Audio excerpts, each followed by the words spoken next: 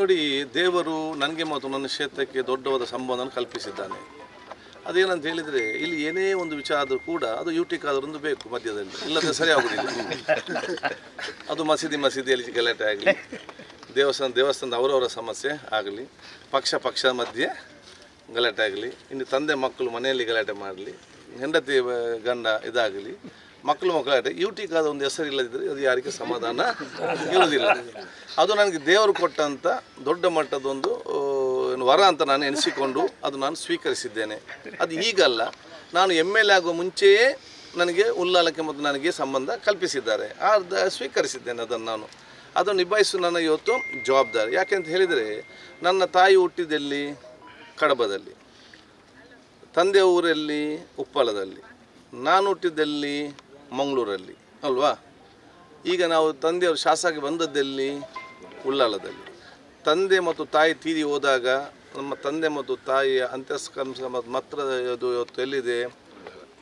ಉಳ್ಳಾಲದಲ್ಲಿದೆ. So ನಾಳೆ ನಾನು ಹೆಚ್ಚು ಕಮ್ಮಿ ಆದರೂ ಕೂಡ ನನ್ನೂ ಕೂಡ ಉಳ್ಳಾಲದ ಮಣ್ಣಿಗೆ ನಾನು ಸೇರುವವನು. ಇದು ದೇವರು ಕಲ್ಪಿಸಿದಂಥ ನನಗೆ ಮತ್ತು ಉಳ್ಳಾಲಕ್ಕೆ ಕಲ್ಪಿಸಿದ ಸಂಬಂಧ ಅಂತ ಹೇಳಲಿಕ್ಕೆ ನಾನು ಇವತ್ತು ಬಯಸ್ತೇನೆ.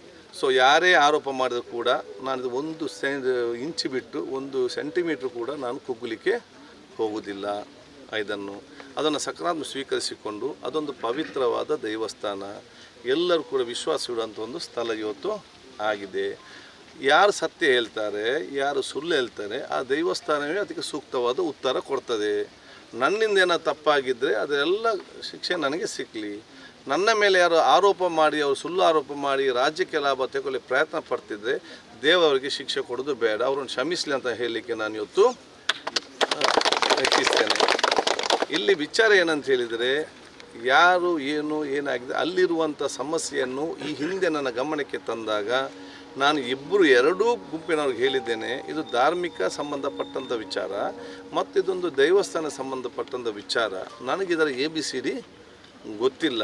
ನಾನಿಲ್ಲಿ ಪ್ರತಿನಿಧಿ ಆಗಿರ್ಬೋದು, ಅದರ ಹಿಂದೆ ಏನು, ಅದರ ಮುಂದೆ ಏನು, ಅದರ ಪರಂಪರೆ ಏನು, ಸಂಪ್ರದಾಯ ಏನು, ಪಾವಿತ್ರ್ಯ ನಮಗೆ ಅದರಲ್ಲಿ ಗೊತ್ತಿಲ್ಲ. ನಾವು ಶಾಸಕರಾಗಿ ಹೋಗಿ ಬಂದು ನಮ್ಮ ಗೌರವ ಕೊಡುವಂಥ ಕೆಲಸವನ್ನು ನಾವು ಇವತ್ತು ಮಾಡಿ ಬರ್ತೇವೆ. ಅದು ಬಿಟ್ಟು ಅದಕ್ಕೆ ನಾನು ಇದಕ್ಕೆ ಇಂಟರ್ಫಿಯರ್ ಆಗುವುದಿಲ್ಲ ಅಂತೇಳಿ ಭಾಳ ಸ್ಪಷ್ಟವಾಗಿ ನಾನು ಹೇಳಿದ್ದೇನೆ. ಇಲ್ಲಿರೋ ವಿಚಾರ ಏನಂತ ಹೇಳಿದರೆ, ಯಾವುದೇ ಒಂದು ಧಾರ್ಮಿಕ ಸನ್ನಿಧಿಯಲ್ಲಿ ಯಾವುದೇ ಒಂದು ಕಟ್ಟಡ ಅದು ಅಧಿಕೃತವ ಅನಧಿಕೃತವ ಅಂತೇಳಿ ಅಲ್ಲಿಯ ಗುರುಗಳಿದ್ದಾರೆ, ಅಲ್ಲಿಯ ತಂತ್ರಿಗಳಿದ್ದಾರೆ, ಅಲ್ಲಿಯ ಧಾರ್ಮಿಕ ಸ್ವಾಮೀಜಿಗಳಿದ್ದಾರೆ, ಅವರು ಅದನ್ನು ತೀರ್ಮಾನ ಮಾಡಬೇಕು. ನಮ್ಗೆ ಗೊತ್ತಿಲ್ಲ ಅದು ಯಾವುದೇ ಒಂದು ವಿಚಾರ ಏನದನ್ನು ಯಾವುದೇ ಒಂದು ಸಣ್ಣ ಕಟ್ಟಡ ಅದು ಪರ್ಮಿಷನ್ ಮಾಡಿದ್ದಾರಾ ಇಲ್ಲದ ನಮ್ಗೆ ಗೊತ್ತಿಲ್ಲ. ಅದನ್ನು ಯಾವುದೇ ಒಂದು ಕಟ್ಟಡವನ್ನು ಎಲ್ಲಿಯಾದರೂ ಕೂಡ ಕೆಡವಿದು ಸರಿಯಲ್ಲ ಅಂತ ನಾನು ಭಾಳ ಸ್ಪಷ್ಟವಾಗಿ ನಾನು ಹೇಳಿದ್ದೇನೆ. ಅದು ಯಾರಾದರೂ ಕೂಡ JCB ತೆಕ್ಕೊಂಡೋಗಿ ಧಾರ್ಮಿಕ ಒಂದು ವ್ಯಾಪ್ತಿಯಲ್ಲಿರುವಂತಹ ಕಟ್ಟಡವನ್ನು ರಾತ್ರಿ ಅದನ್ನು ಬಹುಶಃ ಇವತ್ತು ಕೆಡವಿದ್ದು ಸರಿಯಲ್ಲ ಅಂತ ಫಸ್ಟಿಗೆ ನಾನು ಭಾಳ ಸ್ಪಷ್ಟವಾಗಿ ಹೇಳಿದ್ದೇನೆ. ಅದಕ್ಕೆ ಏನೇನು ಕಾನೂನು ತೆಕ್ಕೊಳ್ಬೇಕಾ, ಏನಾದರೂ ಪೊಲೀಸ್ ಅವರು ತೆಕ್ಕೊಂಡಿದ್ದಾರೆ, ಅದು ಹೆಚ್ಚು ಕಮ್ಮಿ ಆಗಿದೆಯಾ? ಏನು ಕೂಡ ಆಗಲಿಲ್ಲ. ಇನ್ನದು ಮುಂದಾಗದು ಏನಾಗಬೇಕು ಅಂತ ಹೇಳಿಕೊಂಡು ಅದಕ್ಕೆ ಅದರ ತಂತ್ರಿಗಳಿದ್ದಾರೆ, ಅದಕ್ಕೆ ಬರುವಂಥ ಕಮಿಟಿ ಇದ್ದಾರೆ, ಅವರು ಅದನ್ನು ನಿಭಾಯಿಸ್ತಾರೆ. ಅವರ ಆಡಳಿತ ಮಂಡಿಯವರಿದ್ದಾರೆ. ಯಾಕಂತೇಳಿ ಇಲ್ಲಿ ಸಂಪ್ರದಾಯ ಇದೆ, ಅನುವಂಶಿಕ ಮುಖ್ಯಸ್ಥರು ಅಂತ ಹೇಳಿ ಇವತ್ತು ಒಂದು. ಎರಡನೇದು ಬಹುಶಃ ಇವತ್ತು ಧಾರ್ಮಿಕ ಪರಿಷತ್ತಿನಿಂದ ಆಯ್ಕೆ ಆಗುವಂಥ ಒಂದು ನಮ್ಮ ಇದೆಲ್ಲ ಕೂಡ ಸಮಸ್ಯೆಗೆ ಬಂತು. ಯಾರು ನನ್ನ ಮೇಲೆ ಆರೋಪ ಮಾಡ್ತಾರೆ, ಇನ್ನೂ ಆರೋಪ ಮಾಡ್ತಾರೆ, ನನ್ನ ಸರಿಯ ತಪ್ಪನ್ನು ಧಾರ್ಮಿಕ ದತ್ತಿ ಪರಿಷತ್ತಿನ ಮುಖ್ಯಸ್ಥರು ಮಾಜಿಯಲ್ಲಿದ್ದಾರೆ, ಸರಿಯ ತಪ್ಪ ಗೊತ್ತಿಲ್ಲ. ನಾನು ಭಾಳ ಸ್ಪಷ್ಟವಾಗಿ ನಾನು ಹೇಳಲಿಕ್ಕೆ ಬಯಸ್ತೇನೆ. ಯಾಕೆ ನನಗೆ ಇಡೀ ಊರ ಸಮಸ್ಯೆ ಇಂಥದ್ದೆಲ್ಲ ಸಮಸ್ಯೆ ಬರಲಿಕ್ಕೆ ಏನು ಕಾರಣ ಅಂತ ಹೇಳಿದರೆ, ತಾರಾತುರಿಯಲ್ಲಿ ನನ್ನ ಆರೋಪ ಮೇಲೆ ಮಾಡುವಂಥ ಸರ್ಕಾರ ಇತ್ತಲ್ಲ ಹಿಂದೆ ಆ ತಾರಾತುರಿಯಲ್ಲಿ ದಕ್ಷಿಣ ಕನ್ನಡ ಜಿಲ್ಲೆಯ ದೇವಸ್ಥಾನಗಳ ಪರಂಪರೆ ಸಂಪ್ರದಾಯ ಇತಿಹಾಸ ಅರ್ಥ ಮಾಡಿಕೊಳ್ಳದೆ ಧಾರ್ಮಿಕ ಪರಿಷತ್ ವ್ಯಾಪ್ತಿಗೆ ದೇವಸ್ಥಾನ ಸೇರಿಸಿದ್ರಲ್ಲ, ಅದು ಎಲ್ಲ ಸಮಸ್ಯೆಗೆ ಕಾರಣ ಅಂತ ಹೇಳಲಿಕ್ಕೆ ನಾನು ಇವತ್ತು ಬಯಸ್ತೇನೆ.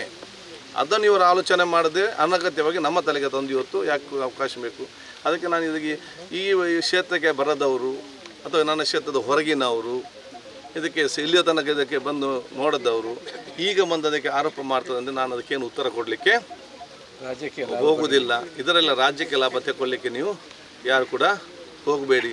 ನೀವು ಸುಳ್ಳು ಆರೋಪ ಮಾಡಿದ್ದಕ್ಕೆ ಯೂಟಿಕ್ ಆದರೆ ನಿಮಗೆ ಉತ್ತರ ಕೊಟ್ಟರೆ ಎಷ್ಟು ಕೊಡ್ಬೋದು, ಅದೇ ದೇವರಿಗೂ ಉತ್ತರ ಕೊಡುವ ನೀವು ಸಹಿಸಲಿಕ್ಕೆ ಸಾಧ್ಯ ಇಲ್ಲ. ಆ ರೀತಿ ಕೊಡ್ತಾರೆ. ಸ್ವಲ್ಪ ಎಚ್ಚರಿಕೆಯಿಂದ ಇರಲಿ ಅಂತ ನಾನು ಹೇಳಲಿಕ್ಕೆ ನಾನು ಇವತ್ತು ಬಯಸ್ತೇನೆ. ಸ್ವಲ್ಪ ಭಕ್ತಿ ಬಾಯಲ್ಲಿ ಮಾತ್ರ ಅಲ್ಲ, ಹೃದಯದಲ್ಲಿ ಕೂಡ ಇರಬೇಕಂತೇಳಿ ಸುಳ್ಳು ಆರೋಪ ಮಾಡುವವರಿಗೆ ನಾನು ಹೇಳಲಿಕ್ಕೆ ನಾನು ಇವತ್ತು ಇಚ್ಛಿಸುವಂಥದ್ದು. ಅದಕ್ಕೆ ಇದರಲ್ಲಿ ನಾವು ನಾನು ಒಬ್ಬ ಶಾಸಕನಾಗಿ ಇದರಲ್ಲಿ ನಾನು ಯಾವುದೇ ವಿಚಾರನ ಹಸ್ತಕ್ಷೇಪ ಮಾಡಲಿಕ್ಕೆ ಹೋಗೋದಿಲ್ಲ. ಅಲ್ಲಿ ಎಲ್ಲ ನಮ್ಮ ಹಿಂದೂ ಸಹೋದರ ಯಾರದಕ್ಕೆ ಸಂಬಂಧಪಟ್ಟವರಿದ್ದಾರೆ, ನಮ್ಮ ಧಾರ್ಮಿಕ ಪರಿಷತ್ ಮುಂದೆ ಯಾವುದು ಬರ್ತದೆ ಅಲ್ಲಿಯ ತಂತ್ರಿಯವರು ಏನಿದ್ದಾರೆ, ಮತ್ತು ಈಗ ಅಡ್ಮಿನಿಸ್ಟ್ರೇಟರ್ ಇದ್ದ ಕಾರಣ ಹೊಸ ಕಮಿಟಿ ಬರೋ ತನಕ ಇವತ್ತು ಈ ರೀತಿಯ ಅನಗತ್ಯವಾಗಿ ಈ ರೀತಿಯ ಘಟನೆ ಮಾಡೋದು ಕೂಡ ಎಲ್ಲಿಯೂ ಕೂಡ ಸರಿಯಲ್ಲ ಅಂತ ಹೇಳಲಿಕ್ಕೆ ನಾನು ಇವತ್ತು ಇಚ್ಛಿಸುವಂಥದ್ದು. ಮತ್ತು ಯಾರು ಕುರಿತ ರಾಜಕೀಯ ಲಾಭ ತೆಕ್ಕೊಳ್ಳಿಕ್ಕೆ ಸುಳ್ಳು ಆರೋಪ ಮಾಡಲಿಕ್ಕೆ ಹೋಗಬೇಡಿ ಅಂತೇಳಿ ನಮ್ಮ ಸೋದರನಾಗಿ ನಾನು ಹೇಳಲಿಕ್ಕೆ ನಾನು ಇವತ್ತು ಬಯಸ್ತೇನೆ. ನೋಡಿ, ನಾನು ಬಹಳ ಸ್ಪಷ್ಟವಾಗಿ ಹೇಳ್ತಾ ಇದ್ದೇನೆ, ನಾವು ಇದರಲ್ಲಿ ಏನೂ ಇಂಟರ್ಫಿಯರ್ ಮಾಡಲಿಕ್ಕೆ ಹೋಗಲಿಲ್ಲ. ಅಲ್ಲಿ ಕೆಡವಿದ್ದು ಸರಿಯಲ್ಲ, ಅದು ಕಾನೂನು ಪ್ರಕಾರ ತೀರ್ಮಾನ ತೆಗೆದುಕೊಳ್ಬೇಕಂತೇಳಿ ಡಿಪಾರ್ಟ್ಮೆಂಟ್ನವರು ಮಾಡ್ತಾರೆ. ಇದು ನನ್ನ ಉತ್ತರ. ನನ್ನ ಕ್ಷೇತ್ರಕ್ಕೆ ಹೊರಗೆ ಪಟ್ಟಂಥವರು ನನ್ನ ಬಗ್ಗೆ ಹೇಳಿದರೆ ಅದಕ್ಕೆ ನಾನು ಲೆಕ್ಕ ತೆಗೊಳ್ಳಿಕ್ಕೆ ನಾನು ಹೋಗುವುದಿಲ್ಲ. ನಾನು ಏನಾದರೂ ಮಹತ್ವ ಕೊಡಿದ್ರೆ, ನನ್ನ ಕ್ಷೇತ್ರ ವ್ಯಾಪ್ತಿಯ ಜನರು ಏನಾದರೂ ಹೇಳಿದರೆ, ನನ್ನ ಕ್ಷೇತ್ರ ವ್ಯಾಪ್ತಿಯ ಸಣ್ಣ ಮಗು ಕೂಡ ಹೇಳಿದರೆ ಅದು ನಾನು ಗಣನೆಗೆ ತೆಕ್ಕೊಳ್ತೇನೆ. ನನ್ನ ಕ್ಷೇತ್ರಕ್ಕೆ ಹೊಲಪಟ್ಟಂಥ ಹೊರಗಿನವರು ಅವ್ರು ಏನೇ ಆರೋಪ ಮಾಡಿದ್ರು ಕೂಡ ಅದನ್ನು ಲೆಕ್ಕಕ್ಕೆ ತೆಗೊಳ್ಳೋದಿಲ್ಲ, ಅದನ್ನು ಗಮನಕ್ಕೆ ಇಟ್ಕೊಳ್ಳೋದಿಲ್ಲ. ನಾವಿಲ್ಲಿ ಕೂಡ ಇಂಟರ್ಫಿಯರ್ ಆಗಲಿಲ್ಲ. ಈಗ ನನ್ನ ಮಾತು ನಂಬ್ತೀರಾ, ಅವನ ಮಾತು ನಂಬ್ತೀರಾ ಅಂದರೆ ಈಗ ನಿಮ್ಮ ಹತ್ರ ಕೇಳಲಿಕ್ಕೆ ಇರೋದು ನಾವು.